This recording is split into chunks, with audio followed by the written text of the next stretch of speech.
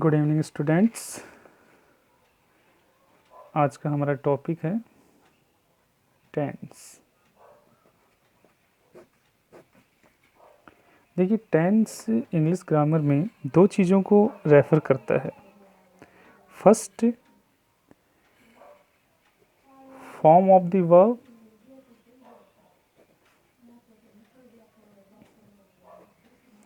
And second, tense indicates करता है time को।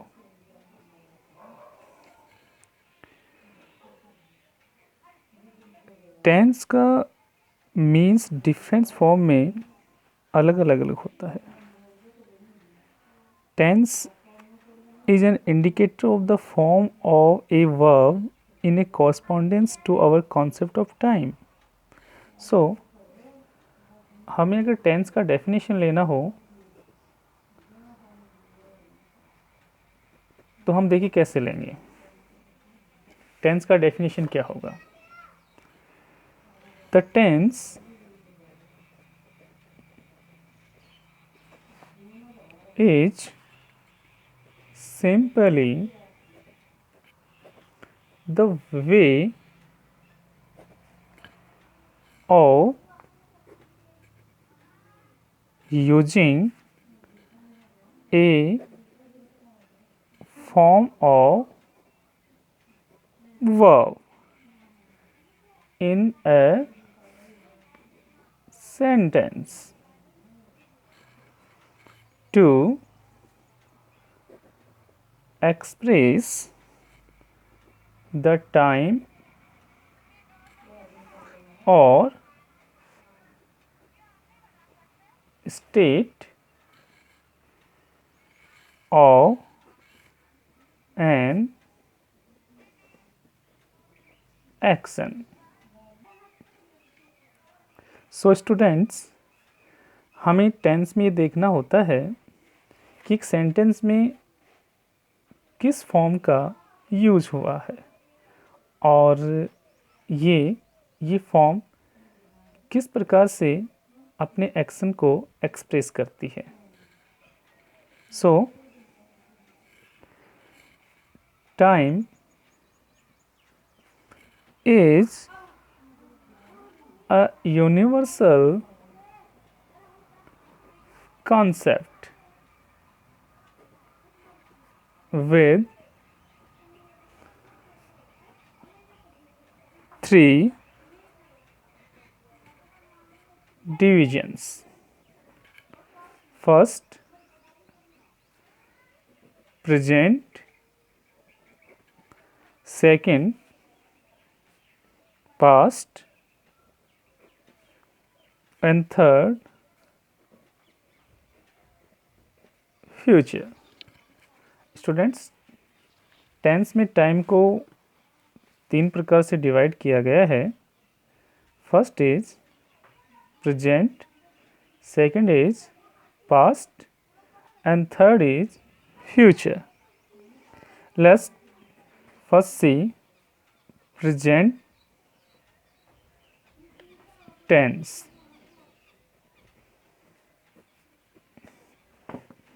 प्रेजेंट टेंस को भी चार प्रकार से डिवाइड किया गया है। First is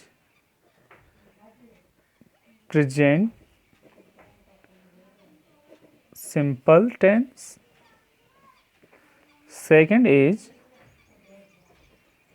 present continuous tense, third is present perfect tense, and fourth is present perfect continuous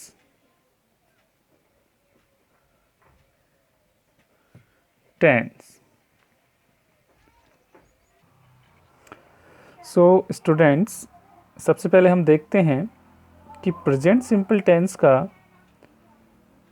use कहाँ होता है। Present simple tense. इसका डेफिनेशन क्या होगा, देखिए, we use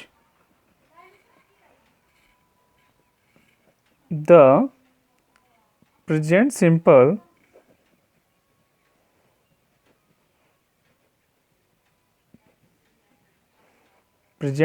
tense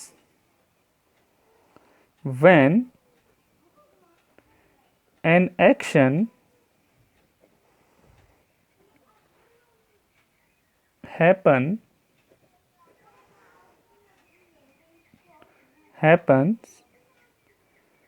at right now। इसमें स्टूडेंट्स देखिए, एक्शन जिस समय हो रहा है उसी समय की बात की जाती है। जैसे अभी प्रेजेंट टाइम में हम टेंस डिस्कस कर रहे हैं, टेंस का स्टडी कर रहे हैं, तो ये जो सेंटेंस हैं, ये जो बातें हैं, ये प्रेजेंट सिंपल में आएंगी। लाइक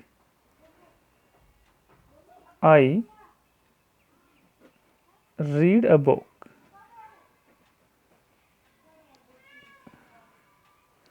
आई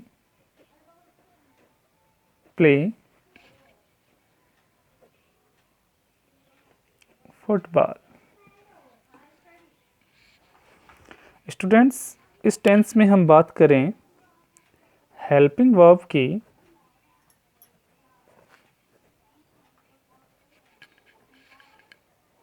सेंटेंस अफर्मेटिव होने पर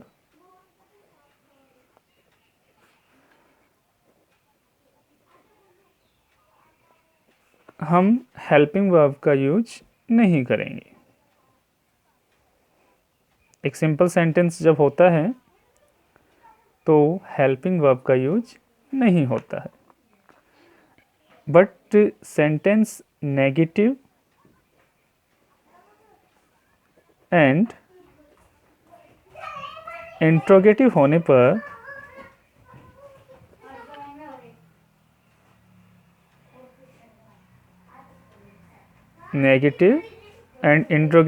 पर हम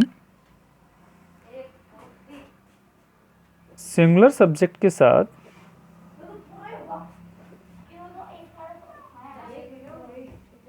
helping verb does and plural subject के साथ हेल्पिंग वर्ब डू का यूज करते हैं। तो स्टूडेंट्स, हेल्पिंग वर्ब की बात करें तो इसमें अफर्मेटिव सेंटेंस होने पर हम किसी भी प्रकार की हेल्पिंग वर्ब का यूज़ नहीं करेंगे। बट सेंटेंस नेगेटिव इंट्रोगेटिव होने पर हम सिंगुलर सब्जेक्ट के साथ डज का यूज़ करेंगे एंड प्लूरल सब्जेक्ट के साथ टू का यूज़ करेंगे। Third, let's see man verb. तो स्टूडेंट्स, मैन वर्ब की बात करें तो इस टेंस में वर्ब का फर्स्ट फॉर्म का यूज किया जाता है एंड जब सेंटेंस सिंगुलर होता है, जब सेंटेंस में सब्जेक्ट सिंगुलर होता है तो हम मैन वर्ब के साथ कुछ